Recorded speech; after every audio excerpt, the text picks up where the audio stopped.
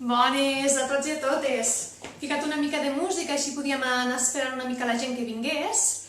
I res, doncs aquí estic. Jo sóc la Roser i em van convidar aquí al festival des de Casa Fest, que organitza la gent d'Hiler amb Idees. I què us he de dir, me costa molt dir que no, i vaig dir que sí molt ràpid, i res, doncs aquí estem. Van organitzar el cap de setmana passat, des de Casa Fest, van organitzar el festival de música i aquesta setmana toca una mica la literatura. I direu, què fa aquí la Roser amb la literatura? Doncs la gent que em coneix sap que una de les coses que més m'agrada fer és imaginar i una de les altres coses que més m'agrada fer és explicar contes. Però la gran majoria de contes que normalment explico són contes que m'invento i aquí potser és que formo part dintre d'aquí des de Casa Fest.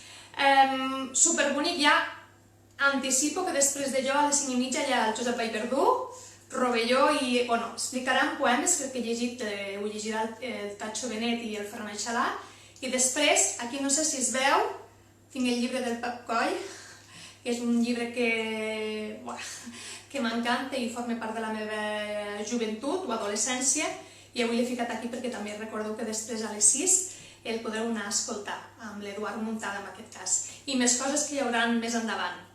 Res, si també teniu alguna pregunta o em voleu dir qualsevol cosa, jo intentaré contestar-vos. Des de la distància m'he donat compte que pensava que veia millor del que estic veient, d'acord?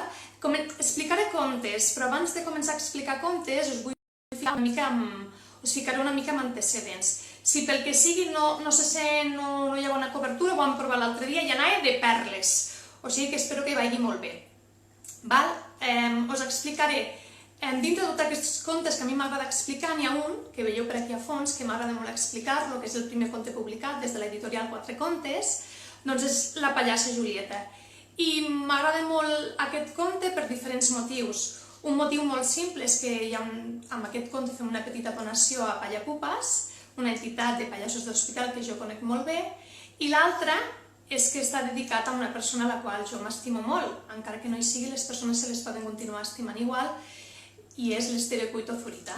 Per tant, estigueu atents, Cuito, que això tindrà molt a veure amb el conte que explicaré. I res, dir-vos que quan parlem de contes infantils i els publiquem, entra en joc una altra persona molt important, que és l'il·lustrador o la il·lustradora, que en aquest cas els he penjat per aquí, que els va fer la Xania Garrofe Ochoa, que és la meva cosina, que tinc la sort de tindre una cosina que sap fer moltes coses. Ella és de ciències, però dibuixa, pinta, canta, balla, toca instruments, sap d'idiomes, fa un munt de coses superbé. He de reconèixer públicament que de petita li tenia una mica d'enveja i de gran he sigut més espavilada i he canviat l'enveja per l'admiració. Així que em va fer aquests dibuixos ella.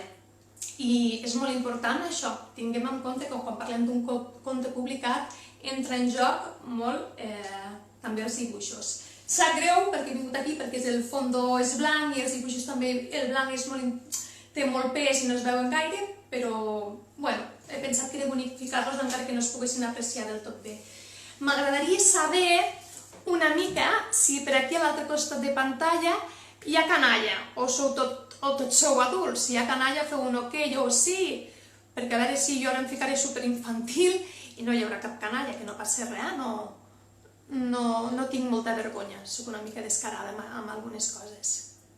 A veure que miro, però si hi ha canalleta o no. Sí, la Clara sí, però la Clara ja ho sabia. Bé, doncs això, dir-vos que això del conte de la pallassa Julieta, i si voleu el puc explicar una miqueteta. Si hi havia canalla el feia més explicat, perfecte. Dir-vos que aquest Sant Jordi estava molt trista. Sí, estava molt trista d'això de quedar-me a casa, de no poder explicar tants contes com a mi m'agradaria, i per això quan Hiler amb Idees me va dir, vaig dir, ai sí, així podrem explicar contes. Després, ai, potser no hi haurà canalla, però bueno, doncs preparats i preparades, que comença la història, a veure si us agrada. Segurament alguns ja me l'haureu sentit explicar moltes vegades, però mai està de més. Veus? Aquí es veurà al revés, perquè veu veure la Xènia. La consigna que tenia la Xènia era utilitzar els colors roig, negre i blanc, que li vaig demanar. Doncs atenció, grans i petits, comença una història, així que pareu molt bé les orelles, que començo a explicar. La Roser, encantada de ser aquí.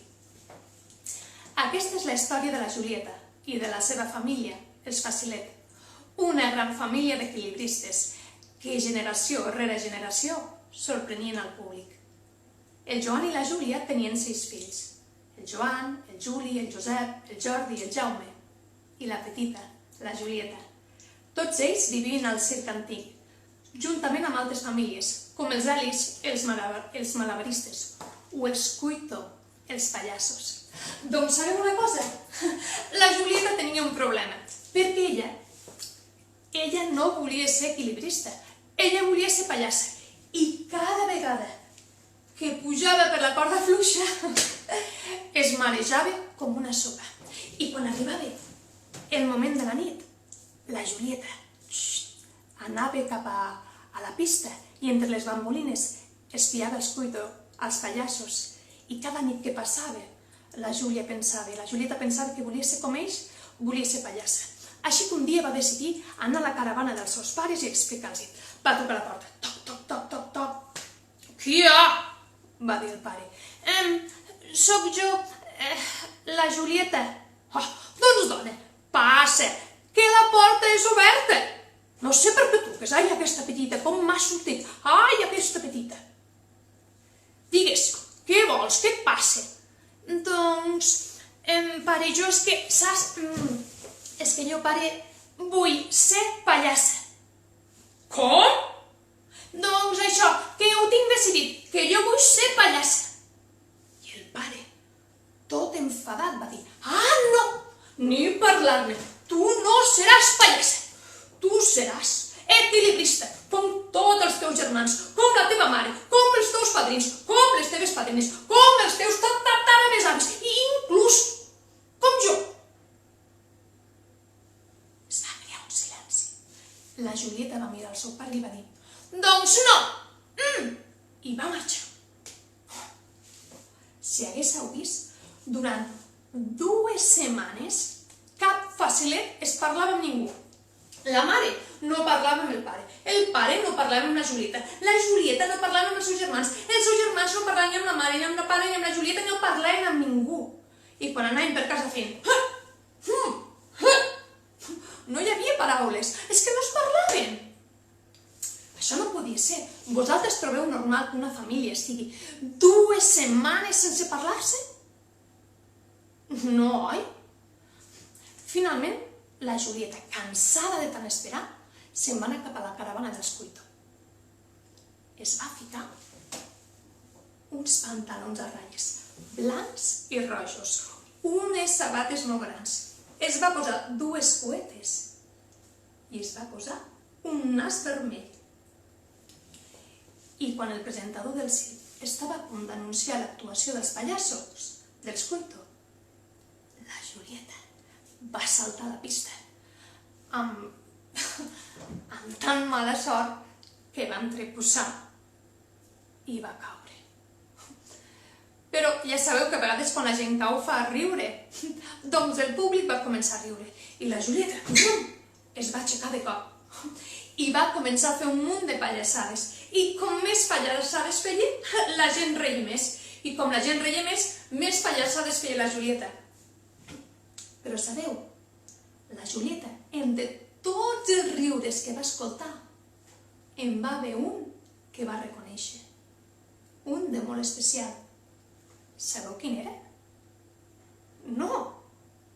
Doncs el del seu pare. Sí, és que el Joan tenia un riure molt peculiar. Espereu, espereu. El Joan reia així.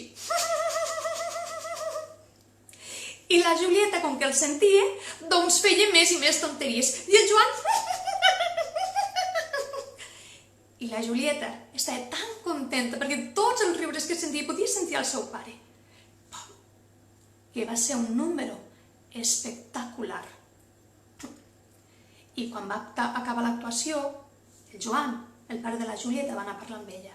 I li va dir, ai, Julieta, feia tants dies que no reia tant. Ai, la meva petita, serà una gran pallassa. Ja ho veig, ja. Ai, serà una gran pallassa. I des d'aquella nit, la Julieta, cada nit, sortia a actuar amb la família Coito. I la seva família, els facilets, l'espiaven des de les bambolines. I el pare de la Julieta, el Joan, es feia un fart de riure. I així va ser com la Julieta es va convertir en una gran pallassa i com el circ antic va deixar de ser un circ tan clàssic que s'anava modernitzant amb el pas del temps. I conte contat, conte acabat. Si no és mentida, serà veritat. Aquest és el conte de la Julieta, de la pallassa Julieta. També és un conte molt important per mi. També és bonic a vegades quan la gent escriu saber una mica quin és el motiu per què ha escrit això o què li ha impulsat a escriure això. Jo soc pallassa i hi ha poques pallasses. No, mentida, n'hi ha moltes de pallasses. Però a vegades sembla que les dones no puguem fer riure o a vegades, si parlem amb el circ i parlem amb el circ de fa molts anys, les dones no podien actuar, no podien ser pallasses. Jo sempre explico una anècdota que l'explicaré molt breument. Vaig fer un curs de pallassos i pallasses i venia un circ molt clàssic i el pallasso necessitava 2 Mossos de pista. I ho va deixar molt clar que eren 2 Mossos de pista que no podien ser noies. Jo aquell dia em vaig sentir una mica discriminada per això i arrel de tot això, suposo que es collia per aquí dintre, va sortir la pallassa Julieta. Res, espero que us hagi agradat, si hi ha els més petits i petitetes per allà ficats, i també us tenia preparat molts altres més contes, moltes altres més històries. Vaig mirant una mica l'hora perquè a vegades m'agrada, m'ho passo tan bé que vaig parlant i m'entretenc. Mireu, ara m'agradaria ensenyar-vos, he estat dubtant molt perquè us volia ensenyar alguna història. I tinc més històries ficades, tinc molts, tinc els Ulis, tinc la Júlia... Per cert, me n'oblidava.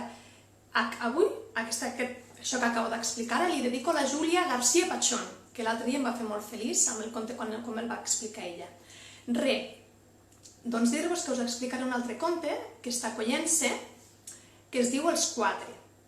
Els Quatre són 4 amics que viuran moltes aventures, però avui us vull explicar el començament de tot, com els 4 es van conèixer. Les orelles d'allà estan preparades per escoltar, perquè jo estic preparada per explicar. A veure, ara estic una mica nerviosa perquè aquest conte no l'he explicat mai. Sempre explico la continuació, no l'he explicat mai. L'he practicat un parell de cops. Tiro de memòria a veure com sortirà. Així que, escolteu, us presentaré els 4. Com es van conèixer? Mireu, una vegada hi havia un cargol que es deia Chino Chano, que li agradava moltíssim caminar, passejar, anar al parc. I li agradava molt sortir cada dimarts, i cada dimarts sortia a passejar. Doncs resulta que un dimarts, mentre passejava tan tranquil·lament, va anar per al parc. I va arribar al parc i va trobar un elefant que estava tronxant-se tot trist plorant. I el Chino Chano es va preocupar. Escolta, que t'has fet mal? Que et passa alguna cosa? T'has perdut? Que truco a la teva mare? I l'elefant? No em passa res, tranquil, ja se'm passarà. I el Chino Chano tot preocupat, però et puc ajudar? Puc trucar a la teva mare? Puc trucar al teu pare? Podem buscar la... No vull que avisis a ningú, no vull que ningú em vegi. Però per què? Va dir el Chino Chano. Per què no vull que em vegin plorant? Perquè tothom em diu que al ser tan gran jo no puc plorar. El Chino Chano, el cargol, es va quedar molt parat. I sabeu què li va dir? Doncs això és una tonteria, perquè jo sóc un cargol molt petitet. I si sóc tan petit vol dir que hauria de plorar molt. I si hauria de plorar molt vol dir que tindria de tindre moltes llàgrimes. I és impossible que amb un cos tan petit tinga tantes llàgrimes. L'elefant, el capi, es va quedar en silenci, escoltant tot el que li deia el Chino Chano. I al cap d'una estona va dir, doncs sí que tens raó, sí. I es van fer molt amics, i cada dimarts sortien a caminar des de llavors, passejaven tan tranquil·lament. I un dia, mentre passejaven, van veure que al parc hi havia una girafa. que amb els ulls tancats començava a fer tot de coses estranyes. I es van preocupar perquè es pensava que potser havia passat alguna cosa o que estava una mica desorientada. Però què et passa? Que et passa alguna cosa? Què va? Si estic jugant i m'ho estic passant la mar de bé. Jugant? Si no tenia joguines, amb què podia estar jugant? Estic jugant amb la meva imaginació. Ara mateix estic volant dins d'una nau espacial. Els dos amics, el Chino-chan i el Capi, es van quedar tan parats de lo bé que s'ho estava passant la girafa, que es deia Ifa, que van decidir jugar junts. Atenció, atenció, la comandant Ifa comença el despegue! Van jugar que viatjaven en una nau espacial, que anaven al desert, que es convertien en pirates. Van jugar tan i tan bé que van decidir que cada dimarts jugarien junts i així ho van fer. Quedaven, passejaven i anaven al parc. I va passar exacte. Un altre dimarts, mentre passejaven pel parc i estaven jugant, va aparèixer una tortuga, tota neguitosa, buscant coses per tot arreu, remenant. Ei, però què et passa? Li van dir els tres amics. És que he perdut la meva vareta màgica i és la meva joguina preferida. I els amics van decidir ajudar-la. I van estar estona i estona i estona i estona buscant-la. I finalment la van trobar. I sabeu com la van trobar? Tota trencada.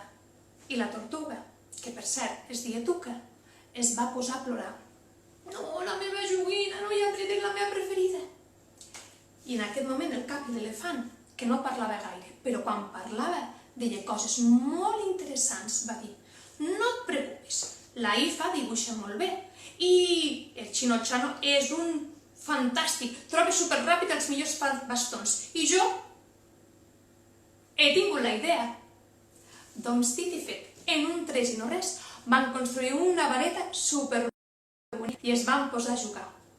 Van jugar i s'ho van passar tan bé que van decidir que formarien un club, el club dels quatre, que reunirien els quatre tots junts els dimarts per anar a jugar al parc, a la plaça, on fos. I aquesta va ser la seva primera aventura.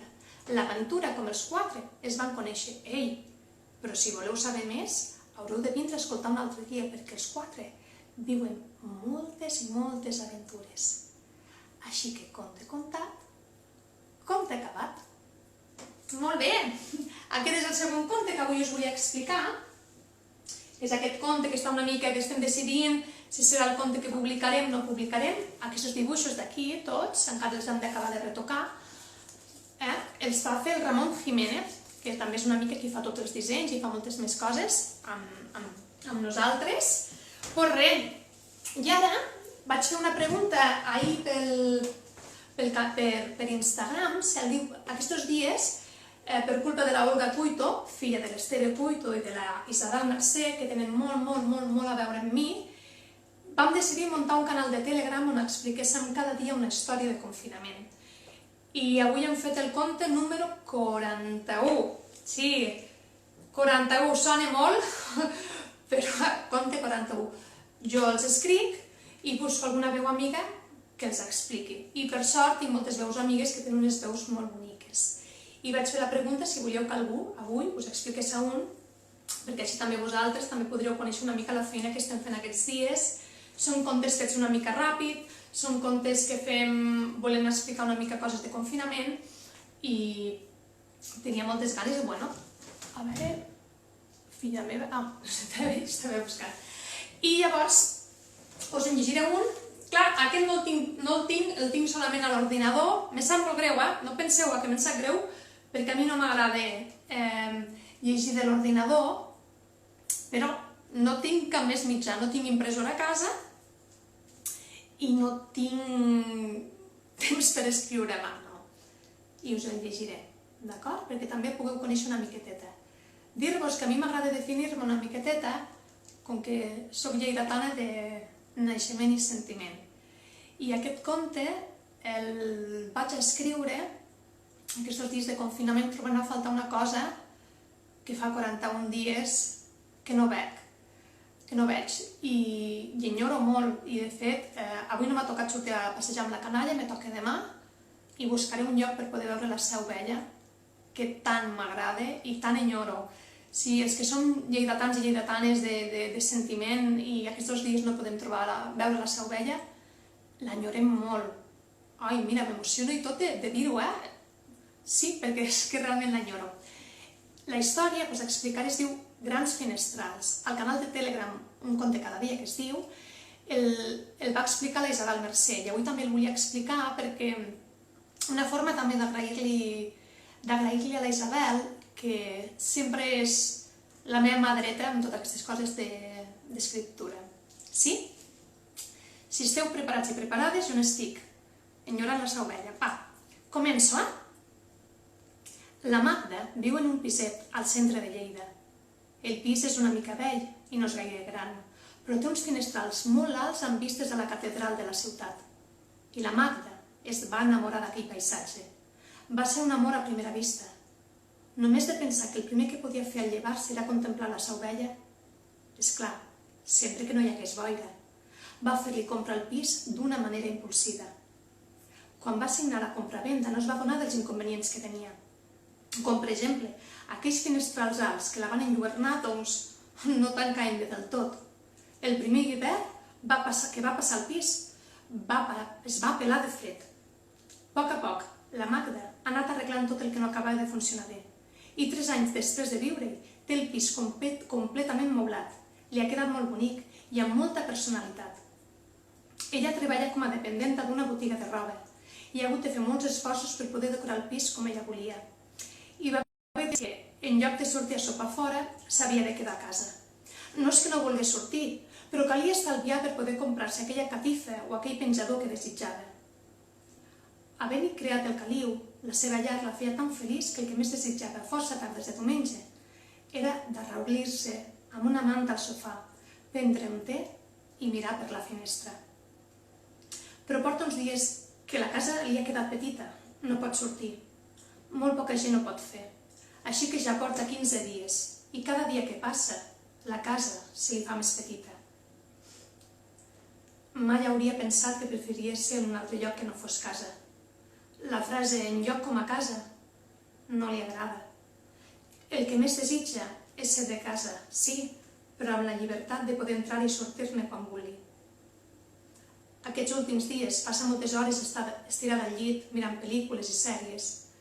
A les tardes decideix moure una mica el cos i acostuma a fer una hora d'esport, de 5:45 a 5:45.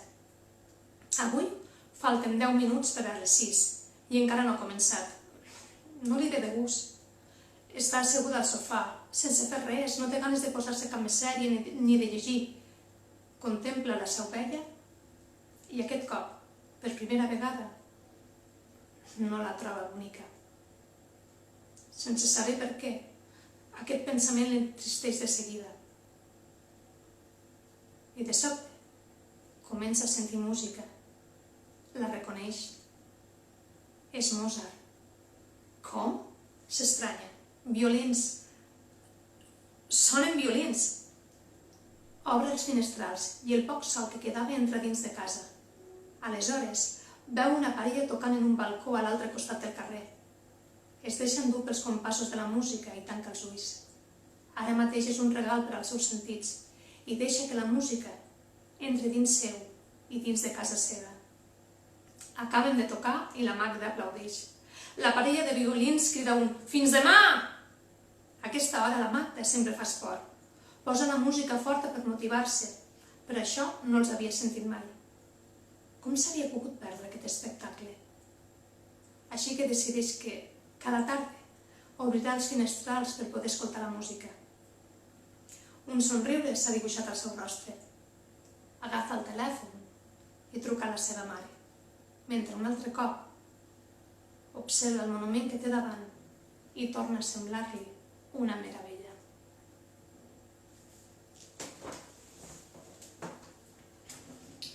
Doncs aquest és el conte que està dedicat per aquests dies de confinament a la Seu Vella i també està pensat una miqueteta amb la música als balcons.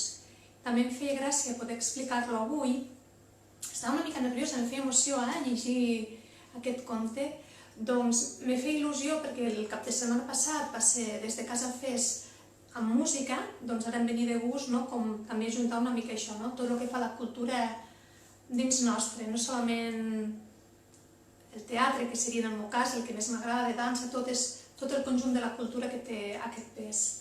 Ja falten pocs minuts per acabar, i no em vull... Tenia preparat un altre conte per explicar, que molta gent m'havia dit que li havia agradat aquests dies, que era el Mica, però jo l'explicaré en un altre moment, perquè crec que ara toca que ja ens centrem més al següent directe que hi haurà. Us recordo, Josep Vallverdú.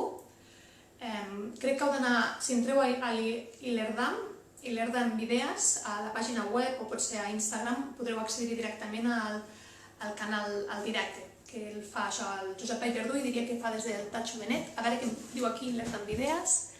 Aquí veus, Josep Verdú amb Tacho Benet i Ferran Aixalà. I després, Pep Coll, ensenyaré el llibre, que em fa molta il·lusió perquè és un llibre que em porta moltíssims records i supercontenta d'haver pogut compartir cartell amb ell. Espero que hagueu pogut passar una bonica tarda de diumenge, els més petits i els més grans també, i que res, per mi ha estat un plaer poder explicar-vos i que pugueu conèixer una mica millor què és el que faig, deixo de fer i tot el que surt d'aquest cap. Doncs res, un plaer, disfruteu molt del Josep Vallverdú amb el Tacho Benet i el Ferran Aixalà i continueu seguint el festival, que queda poquet, que avui això ja s'acaba. Doncs res, una forta abraçada i moltes gràcies. Visca la cultura! Ho volia dir, visca la cultura! Adeu, família!